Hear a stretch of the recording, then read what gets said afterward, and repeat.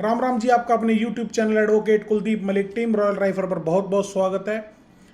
जैसा कि आप सबसे प्रॉमिस किया था, आज हम कहानी लेके आए हैं आनंदपाल सिंह की, जो कि राजस्थान में एक समय पे राजस्थान की जुर्म की दुनिया का सबसे बड़ा नाम रहा। उनकी मृत्यु के बाद भी कई लाख लोग उनके एनकाउंटर को फर्जी बताते थे, रोड पे उतरे थे, जस्टिस की मांग करते थे। कई लाख लोग, समझना इस बात को मैं क्या बोलना चाह रहा हूँ।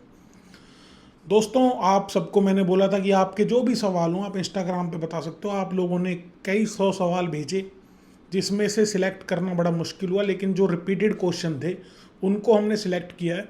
इसमें उनके एनकाउंटर की, राजू ठेठ से दुश्मनी, राजू ठेठ के मर्डर की, लॉरेंस बिश्नोई गैंग संभालने की, व उनकी बेटी के ऊपर कुछ आरोप लगे थे जो कि दुबई में रहती हैं, चीनू नाम है उनका। उन सब की बातें शॉर्ट में करेंगे और उसके बाद जो मैंने कहानी पहले सुना रखी है आनंदपाल सिंह की, वो मैं आगे जोड़ूंगा। जो सवाल आपके रह गए हैं वो उस कहानी में आपको मिल जाएंगे। तो ज़्यादा देर न करते इस वीडियो को शुरू करते हैं और सबसे पहला सवाल लेते हैं। इससे पहले एक अपील है आप लोगों से, आप इस सीरीज़ को इतना प्यार दे रहे हो, कल हम राजू ठेठ के ऊपर वीडियो लेके आएंगे, तो आप लोग नीचे कमेंट करना। जिस कमेंट पे ज़्यादा लाइक रहेंगे या फिर इंस्टाग्राम पे जो आपका सवाल रहेगा वो हम डिस्कस करेंगे अगली बार, अगली वीडियो में। तो शुरुआत करते हैं सबसे पहले सवाल से, जो कि सबसे ज़्यादा पूछा गया कि रॉबिन हुड या गैंगस्टर, क्या करेक्टर था आनंदपाल सिंह का। तो दोस्तों, जो लोग आनंदपाल सिंह के समाज से जुड़े हैं या फिर कुछ ऐसे भी लोग हैं जो समाज से नहीं जुड़े हुए और वो राजस्थान के रहने वाले हैं, वो लोग मुझे जब भी मैं उनसे कुछ पूछता हूँ इन स्टोरीज से रिलेटेड, जो मेरे दोस्त हैं उनमें कई लोग ऐसे हैं, मोस्टली लोग, जो उन्हें रॉबिन हुड बोलते हैं। लेकिन ये सच्चाई है कि गैंगस्टर एक गैंगस्टर ही रहता है और आनंदपाल सिंह गैंगस्टर था, और छोटा मोटा नहीं, राजस्थान का मोस्ट ड्रेडेड गैंगस्टर, सबसे खतरनाक गैंगस्टर आनंदपाल सिंह था। अब बात करते हैं एनकाउंटर फेक था या रियल, ये क्वेश्चन भी बहुत बार पूछा गया। तो दोस्तों, मेरे हिसाब से ना, जितने भी एनकाउंटर होते हैं उनमें से 90% एनकाउंटर पहले से ही प्लान्ड होते हैं। एनकाउंटर का मतलब ये नहीं होता कि आप घर से ही बना के चल रहे हो कि आज तो मारना है, फिर वो होता है फेक एनकाउंटर। एनकाउंटर उस चीज़ को माना जाता है कि आप पकड़ने गए और सामने वाले ने गोली चला दी, आपके पास कोई ऑप्शन नहीं था। और यहाँ तो ATS गई। 24 जून 2017 की बात है, चूरू डिस्ट्रिक्ट राजस्थान में आनंदपाल सिंह का एनकाउंटर हुआ, जिसके बाद ना सिर्फ उनके समाज ने, बहुत लोगों ने राजस्थान में उनके लिए जस्टिस की आवाज़ उठाई। कई दिनों तक बॉडी मतलब जो है उसका अंतिम संस्कार नहीं किया, और आज भी सवाल बाकी है कि ये एनकाउंटर फेक था। मोस्टली लोग तो इस एनकाउंटर को फेक ही मानते हैं। बाकी मेरे हिसाब से तो जो हो एक बार हो जाता है ना, जो कांड हो जाता है, उसके बाद तो सिर्फ प्रदर्शन ही रह जाते हैं। जो सच्चाई है वो लोगों के सामने बहुत कम सामने आती है। अगला सवाल बहुत पूछा गया कि क्या गैंग एक्टिव है या नहीं है। तो दोस्तों, ये जो गैंगस्टर होते हैं ना, इनके मरने के बाद भी इनका चलता है नाम। आज भी आनंदपाल सिंह की गैंग एक्टिव है। 6 जून 2024 की खबर है, दतार सिंह जो कि बहुत बड़ा शार्प शूटर है, और उसके साथ 3 और शूटर्स को, आनंदपाल सिंह की गैंग के, इनको रेवाड़ी हरियाणा से अरेस्ट किया गया। इनके पास 2 पिस्तौल और 11 कारतूस मिले। तो आप समझ सकते हो कि गैंग एक्टिव है। बाकी कुछ लोगों ने ये भी बहुत पूछा कि लॉरेंस बिश्नोई हेड है अब आनंदपाल सिंह गैंग का, ये न्यूज़ है उनके पास। तो हाँ दोस्तों, ये न्यूज़ है, और बताया जाता है कि जितने भी लोग आनंदपाल सिंह के साथ जुड़े हुए थे वो सब लोग आनंदपाल सिंह के एनकाउंटर के बाद लॉरेंस बिश्नोई के साथ जुड़ गए। और इस टाइम चाहे राजस्थान का कोई भी बड़ा गैंगस्टर है, जैसे कि रोहित गोधारा जिसने राजू ठेठ का मर्डर करवाया, ये सब लोग लॉरेंस बिश्नोई से कहीं ना कहीं जुड़े हुए हैं। तो इस बात को नहीं नकारा जा सकता कि इस टाइम आनंदपाल सिंह की जो गैंग है वो लॉरेंस बिश्नोई के अंडर ही है। अगला सवाल है कि why media call him number 1 gangster. दोस्तों, नंबर 1 गैंगस्टर इसीलिए हैं क्योंकि उनका कैरेक्टर ही ऐसा था। आनंदपाल सिंह ने अपनी ज़िंदगी में जितने भी कांड करे सब खतरनाक कांड करे। आनंदपाल सिंह, आप कोई लोग उनको अच्छा भी मानता है तो कोई लोग इतना बुरा मानता है कि उनके बारे में बहुत उल्टे भी बोलते हैं ना। हर तरीके के लोग हैं। ये तो खैर होता ही है, जब लोग, इंसान का नाम होता है, चाहे वो गंदे कामों में नाम हो तो उसको कुछ लोग फिर भी चाहते हैं, उसको प्यार करते हैं। और ऐसा नहीं है, जब रॉबिन हुड बोल रहे हैं तो उन्होंने अच्छे काम भी करे ही होंगे अपने यहाँ। बाकी मीडिया का ये है ना जो कि नंबर 1 गैंगस्टर कहना, नंबर 1 गैंगस्टर कहना, ये बिल्कुल सही सवाल आपने लिखा है। मीडिया हमेशा राजस्थान का नंबर 1 गैंगस्टर आनंदपाल सिंह को ही मानती है। आनंदपाल सिंह पर कोई मूवी भी बनी है क्या, ये अगला सवाल है। तो जी हाँ दोस्तों, आनंदपाल सिंह के ऊपर मूवी बनी है, सीरीज़ बनी है बल्कि पूरी। इसका रोल प्ले किया है खुद जिम्मी शेरगिल ने। सीरीज़ का नाम है रंगबाज 2, G5 पर ये अवेलेबल है। बहुत ही मतलब आप कह सकते हो तगड़ी सीरीज़ है। अगर आपको ये क्राइम या एक्शन मूवीज़ पसंद है तो मेरे हिसाब से आपको वो देखनी चाहिए सीरीज़। अगला सवाल है कि जो राजू ठेठ का मर्डर हुआ था, उनकी, राजू ठेठ की और आनंदपाल सिंह की क्या दोस्ती थी दोनों की, और क्यों फिर दुश्मनी हुई, कहानी बताइए पूरी। तो दोस्तों पहली बात तो ये है, राजू ठेठ से आनंदपाल सिंह की कभी दोस्ती नहीं थी। हाँ, जीवन गोदारा से थी। और राजू ठेठ का एक दोस्त था बलवीर बनोड़ा, जिसको कि जेल में मार दिया था जब आनंदपाल सिंह और वो एक साथ थे। आनंदपाल सिंह के ऊपर भी वो अटैक हुआ था। तो बलवीर बनोड़ा और जीवन गोदारा, इनसे दोस्ती थी आनंदपाल सिंह की। और जीवन गोदारा से तो इतनी अच्छी दोस्ती थी कि जीवन गोदारा ने शादी में भी घोड़ी पे बैठवाने वाला जीवन गोदारा ही था। हालांकि बाद में आनंदपाल सिंह ने जीवन गोदारा का ही मर्डर कर दिया। पूरी जो कहानी है वो मैं आगे सुनाऊंगा आपको। शॉर्ट में यही बता देता हूँ कि हाँ, इनकी कोई दोस्ती तो नहीं थी राजू ठेठ और आनंदपाल सिंह की, बल्कि दुश्मनी थी। और दुश्मनी भी कई कह सकते हो 20 साल के आसपास चली, जब तक आनंदपाल सिंह का एनकाउंटर नहीं हुआ। अगला सवाल है कि क्या राजू ठेठ के मर्डर जो कि हुआ है सीकर में, उसका वो आनंदपाल सिंह का बदला था। तो जी हाँ दोस्तों, जिसने मर्डर करवाया रोहित गोदारा ने पोस्ट भी डाली बाकायदा।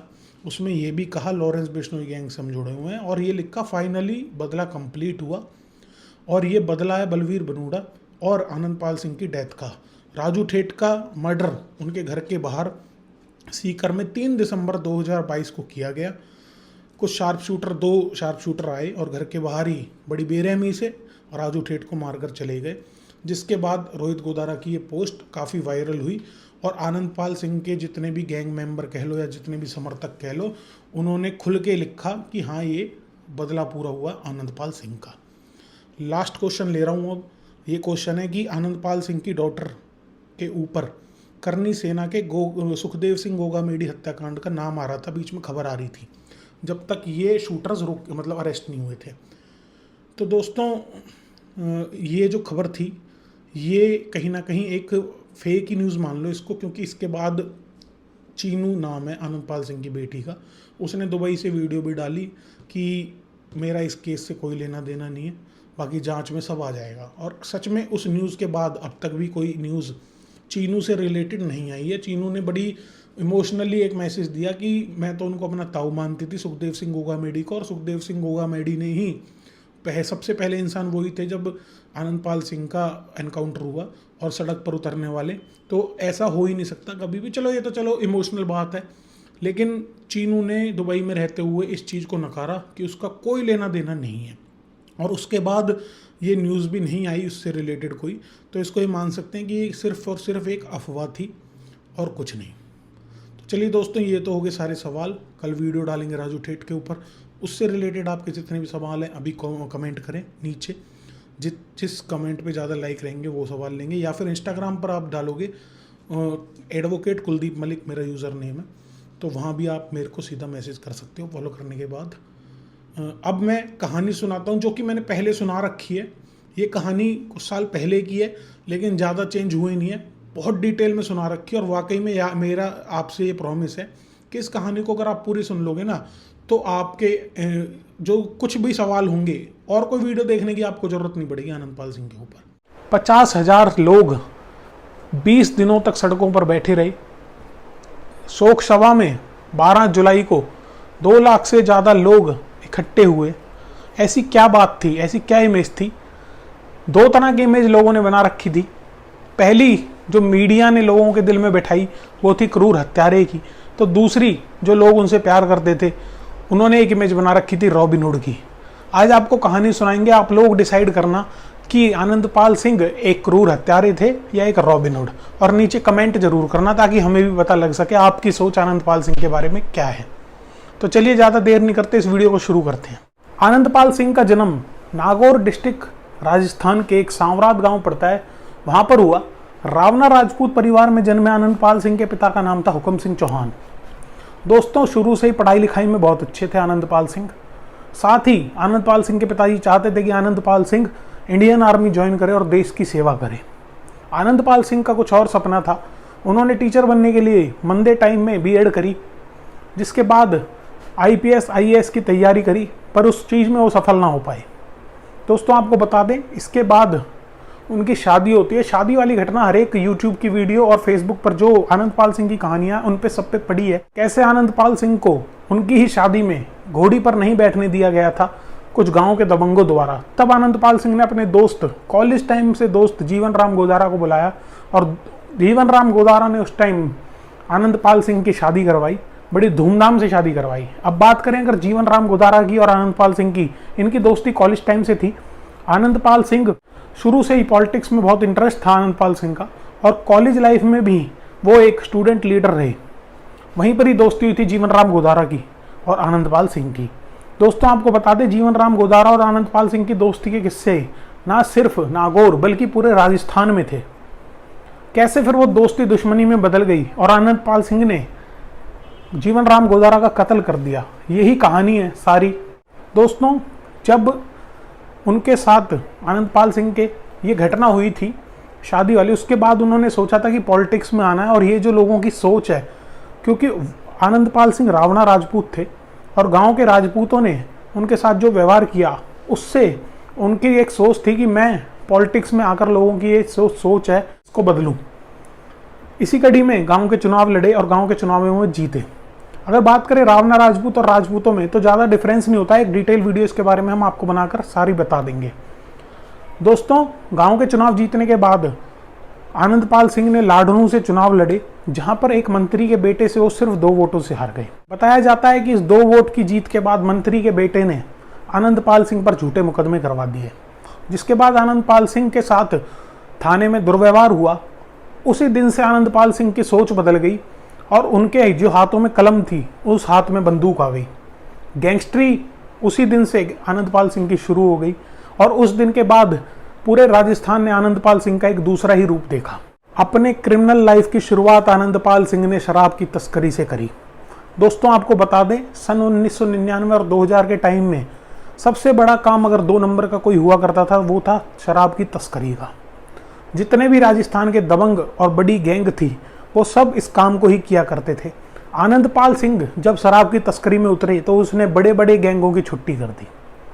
दोस्तों, आपको बता दें, शराब की तस्करी के दौरान ही आनंदपाल सिंह ने कई मर्डर करे, जिनमें नानूराम हत्याकांड, दोस्त जीवन राम गोदारा का हत्याकांड, जिसमें बताया जाता है कि पूरी कार्बाइन उन्होंने जीवन राम गोदारा के ऊपर खाली कर दी थी। नानूराम हत्याकांड इतना तगड़ा कांड था कि उसके कांड के बाद जिसने उस कांड की कहानी सुनी, वो सब हैरान रह गए। इसके बाद फोगाट का मर्डर, साथ साथ दर्जनों murder case, kidnapping, extortion, attempt to murder जैसी बहुत बड़ी बड़ी घटनाएं आनंदपाल सिंह ने अंजाम दी। इसी बीच एंट्री होती है अनुराधा चौधरी की, जिसको आनंदपाल सिंह की गैंग का मास्टरमाइंड बताया जाता है। यह सिलसिला चलता रहा, क्रिमिनल लाइफ चलती रही। पॉलिटिक्स में भी लोग आनंदपाल सिंह का लोहा मानने लगे। जहां आनंदपाल सिंह जिसकी सपोर्ट कर देते थे, वो ही पॉलिटिशियन जीत जाया करता था। इसी बीच क्राइम के साथ साथ कुछ लोग बताते हैं कि आनंदपाल सिंह ने रॉबिनहुड इमेज भी बनाई। वो इमेज कैसे बनाई, ये आपको हम आगे बताएंगे। दोस्तों, क्रिमिनल लाइफ इतनी बड़ी है कि अगर मैं आनंदपाल सिंह की क्रिमिनल लाइफ के बारे में बताने लगूं तो ये वीडियो कम से कम 1.5-2 घंटे की बन जाएगी। आज क्रिमिनल लाइफ की बात ना करके कुछ और जो इंटरेस्टिंग फैक्ट्स मैंने इकट्ठे किए हैं वो आपको बताता हूं। वैसे तो आनंदपाल सिंह की जिंदगी में बहुत से लोग आए, जैसे जीवन राम गोदारा, फोगाट, राजू ठेठ, साथ साथ बनौदा और अनुराधा चौधरी। इनकी अगर कहानी हम सुनाएं तो एक डिटेल वीडियो सबकी अलग अलग हमें बनानी पड़ेगी। तो दोस्तों, आज इतना डिटेल में नहीं जाते, ऊपर ऊपर से आपको बताते हैं कि अनुराधा चौधरी के आने के बाद कैसे आनंदपाल सिंह ने अपनी जो दौलत थी, धन दौलत थी, उसको बढ़ाया। एक बहुत सीनियर ऑफिसर से सवाल पूछा गया था उस टाइम कि आनंदपाल सिंह के पास कोई सोर्स ऑफ इनकम नहीं है, तो उनके पास इतनी प्रॉपर्टी आई कैसे? क्या आपको पता है? आनंदपाल सिंह की प्रॉपर्टी के बारे में बताते हुए उस पुलिस ऑफिसर ने बताया कि आनंदपाल सिंह के पास 360 बीघा धरती थी, खेत थे, साथ साथ जयपुर के एक पॉश इलाके में 2 फ्लैट्स थे जिनकी कीमत उस टाइम 1-1 करोड़ रुपए थी।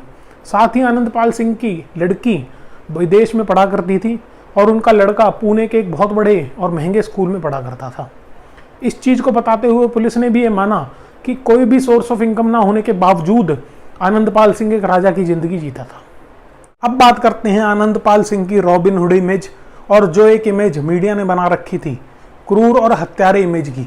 दोस्तों, आपको बता दें, दर्जनों केस, लाखों रुपए का इनाम, मर्डर केसेस, एक्सटॉर्शन, किडनैपिंग और अटेम्प्ट टू मर्डर होने के बावजूद आनंदपाल सिंह के लिए लोगों के दिलों में बहुत प्यार था। ये मान लीजिए कि ना सिर्फ राजपूत समाज बल्कि पूरे एक राजस्थान में एक ऐसा समूह था जो आनंदपाल सिंह को रॉबिनहुड की दर्जा दिया करता था। इसके पीछे कारण था कि आनंदपाल सिंह अमीरों से लूट के गरीबों में दान किया करता था। दोस्तों, आपको बता दें, साथ साथ आनंदपाल सिंह की एक बहुत बड़ी फैन फॉलोइंग थी जिसकी वजह थी सोशल मीडिया और उनकी इमेज जो वो दिखते थे। सोशल मीडिया की बात ऐसी थी कि आनंदपाल सिंह हमेशा सोशल मीडिया, फेसबुक के थ्रू पुलिस को ललकारा करता था।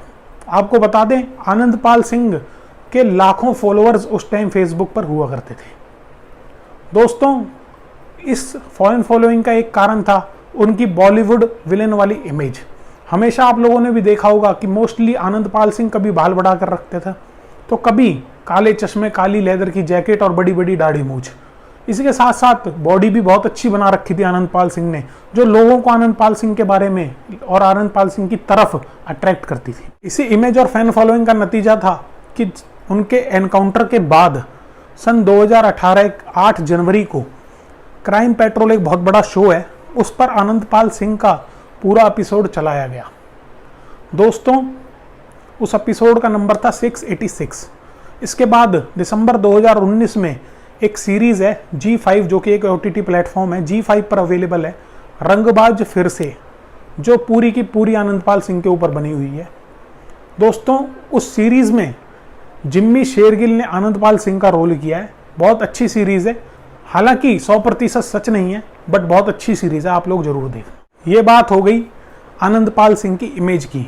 अगर बात करें आनंदपाल सिंह के इंटरेस्ट की, तो आनंदपाल सिंह को महंगे हथियारों का बड़ा ही शौक था। AK-47 गन हमेशा आनंदपाल सिंह अपने साथ रखता था, जिससे पुलिस वालों पर भी कई बार हमला किया गया। 2012 में जयपुर के नज़दीक एक फार्म हाउस पर जब आनंदपाल सिंह को अरेस्ट किया गया तो वहां पर आनंदपाल सिंह के पास AK-47 के साथ साथ एक बुलेट प्रूफ जैकेट भी मिली। आपको बता दें, आनंदपाल सिंह की हमेशा से ही फेवरेट थी स्कॉर्पियो गाड़ी। स्कॉर्पियो गाड़ी का भी एक किस्सा है, वो आपको बताते हैं। आनंदपाल सिंह को हमेशा ही बुक्स और नॉवल पढ़ने का बहुत शौक था। उनकी एनकाउंटर के बाद स्कॉर्पियो गाड़ी में 2 बुक्स मिली थी। पहली बुक थी सुपर ब्रेन और दूसरी थी लाइफ ऑफ अ पाई। आप अंदाजा लगा सकते हो, इंग्लिश की इन बुक्स को पढ़कर आनंदपाल सिंह ने फर्राटेदार इंग्लिश बोलनी सीखी। काफ़ी सारे इंटरव्यूज़ यूट्यूब पर भी पड़े हैं, आप लोग उनको देख सकते हो, जिसमें आनंदपाल सिंह फर्राटेदार इंग्लिश बोल रहे हैं। 2012 में जब आनंदपाल सिंह को उनके फार्म हाउस से अरेस्ट किया गया, उसके बाद कुछ दिन तक जेल में आनंदपाल सिंह अपनी गैंग को चलाता रहा। इसी बीच राजू ठेठ के साथ गैंग वॉर चल रही थी, जिस कड़ी में राजू ठेठ ने जेल में ही आनंदपाल सिंह को मरवाने का प्लान बनाया और आनंदपाल सिंह पर गोलियों से हमला करवा दिया। इस हमले के दौरान बलवीर बनौदा ने आनंदपाल सिंह के आगे कूदकर अपनी जान न्यौछावर कर दी और आनंदपाल सिंह की जान बचा ली थी। तो दोस्तों, उस दिन के बाद आनंदपाल सिंह ने बदला लेने का मन बना लिया था। उसी कड़ी में आनंदपाल सिंह कोर्ट ले जाते टाइम फरार हो गए। 2015 से लेकर 2017 तक फिर आनंदपाल सिंह कभी हाथ नहीं आए। 2017 मई में जब आनंदपाल सिंह के एनकाउंटर की मांग ज़्यादा ही उठने लगी, क्योंकि पॉलिटिकली बहुत ही ज़्यादा आनंदपाल सिंह इन्फ्लुएंस थे, सरकारें बनाना बिगाड़ना आनंदपाल सिंह के बाएं हाथ का खेल था उस टाइम, क्योंकि पूरा ही राजस्थान में एक समूह ऐसा था जो आनंदपाल सिंह के लिए जान न्यौछावर करता था। दोस्तों, मई 2017 में उनके वकील AP Singh governor of Rajasthan Kalyan Singh के पास जाते हैं। कल्याण सिंह वही व्यक्ति हैं जो पहले उत्तर प्रदेश के पूर्व मुख्यमंत्री भी रहे हैं और जिनको मारने के लिए श्री प्रकाश शुक्ला ने 6 करोड़ रुपए की सुपारी ली थी। आपको बता दें, AP सिंह वकील जो आनंदपाल सिंह के थे, वो गवर्नर के पास जाकर ये बोलते हैं कि आनंदपाल सिंह सरेंडर करना चाहते हैं, उनका एनकाउंटर ना हो। इसी कड़ी में AP Singh high court of Rajasthan भी मूव करते हैं, जहां चीफ जस्टिस से वो गुहार लगाते हैं कि आनंदपाल सिंह को सरेंडर करवाया जाए और पॉलिटिकल किलिंग से बचाया जाए। पॉलिटिकल किलिंग इसलिए नाम दिया गया इस एनकाउंटर को क्योंकि आनंदपाल सिंह के वकील और आनंदपाल सिंह के फैमिली वालों का ये मानना था कि आनंदपाल सिंह का एनकाउंटर एक पॉलिटिकल किलिंग है। दोस्तों, 24 जून 2017 को चूरू डिस्ट्रिक्ट में एक गांव पड़ता है मालोसर, वहां पर पुलिस को खबर मिलती है कि आनंदपाल सिंह छुपे हुआ है। आनंदपाल सिंह को घेरा जाता है और रात को 24 जून 2017 आनंदपाल सिंह का एनकाउंटर कर दिया जाता है। इस एनकाउंटर में हरियाणा पुलिस, राजस्थान पुलिस, साथ साथ एसओजी का पूरा एक ऑपरेशन था। इसके बाद पूरे राजस्थान में एक तरह से एक आंदोलन छिड़ गया। उस आंदोलन की यही मांग थी कि आनंदपाल सिंह का जो एनकाउंटर है वो गलत है। आनंदपाल सिंह सरेंडर करना चाहता था, पर पुलिस ने पॉलिटिकली इन्फ्लुएंस होकर आनंदपाल सिंह का एनकाउंटर कर दिया। बट पुलिस की और उसकी फैमिली की दो अलग अलग स्टोरी हैं। दोस्तों, 24 जून 2017 को एनकाउंटर होने के बाद आनंदपाल सिंह के परिवार वाले और उनके चाहने वाले, लगा लो आप 50,000 से 1 लाख लोग डेली सड़क पर बैठा करते थे। 20 दिन तक आनंदपाल सिंह की बॉडी फ्रीज में रखी रही। 12 जुलाई 2017 को एक शोक सभा अनाउंस होती है, जिसमें 2 से 3 लाख लोग अपनी श्रद्धांजलि देने आनंदपाल सिंह को वहां पहुंचते हैं। सभी की एक तरफा मांग थी कि आनंदपाल सिंह की सीबीआई जांच हो, क्योंकि उनके घर वालों को लगता था कि आनंदपाल सिंह का जो ये एनकाउंटर हुआ है फर्जी हुआ है। इसी पे पुलिस का मानना था कि आनंदपाल सिंह को मौका दिया गया था सरेंडर करने का, बट आनंदपाल सिंह ने सामने से फायर कर दी, जिसमें पुलिस के 2 जवान घायल हुए। तब मजबूरी में AK-47 सामने थी, ऑटोमेटिक गन थी आनंदपाल सिंह के पास, तो आनंदपाल सिंह को मारा गया। पुलिस ने यहां तक भी कहा कि अगर एनकाउंटर करना होता तो आनंदपाल सिंह के 2 भाइयों को पहले भी अरेस्ट किया गया था, हम उनका भी एनकाउंटर कर देते। तो दोस्तों, ये 2 स्टोरी थी, एक पुलिस की और एक फैमिली की, उनके एनकाउंटर को लेकर।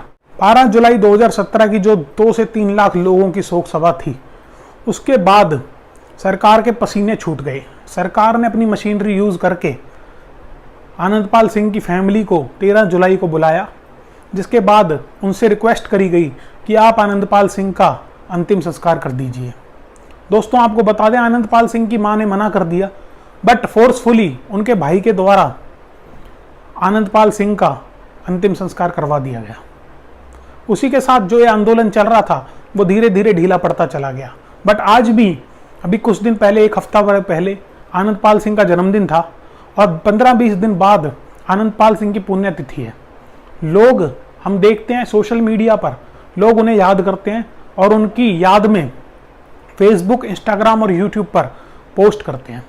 ये डिटेल वीडियो थी, हो सकता है बहुत सारी बातें इसमें अब भी रह गई हो, बट मैंने पहले भी कहा अगर डिटेल में बनाने लग गया तो 2 से 3 घंटे की स्टोरी बन जाएगी, जिसको शायद आप लोग इतने इंटरेस्ट से ना सुन पाएं।